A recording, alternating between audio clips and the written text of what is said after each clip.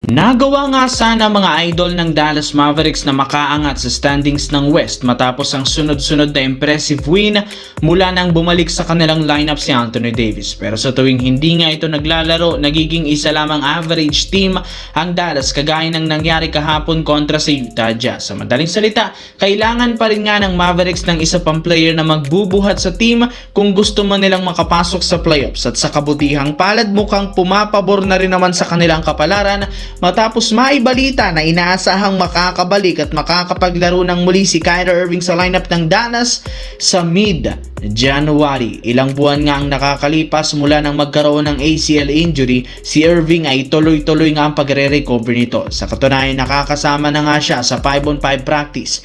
Wala na rin namang iniindang sakit. Nakakagalaw ng mas maayos, nakikipagpisikalan sa loob ng court. Kaya malaki ang tsansang matulungan pa nito si Anthony Davis na umakyat sa standings ng West. Samantala, makalipas ang 3 araw na pahinga ng Los Angeles Lakers, magpapatuloy ang kanilang game bukas laban sa Utah Jazz. Pero kahit man mahaba-haba ang bakasyon, hindi pa rin naman ito naging sapat para makarecover ang ilan sa mga player na may injury.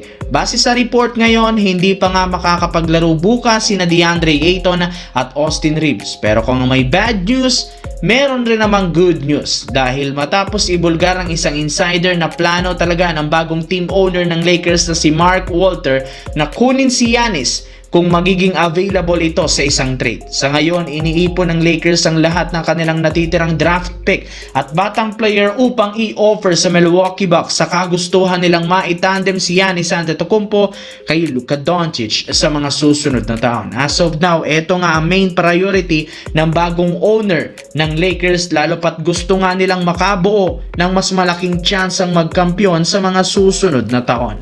Sa kabilang banda, sa kabilangan ng maagang pagkalaglag ng Oklahoma City Thunder last game laban sa San Antonio Spurs, sila pa rin naman kahit papano ang nananatiling number 1 hindi lang sa Western Conference kundi sa buong NBA dahil sa kanilang record na 24-2. Meron nga silang 9 wins, 1 loss record sa last 10 games.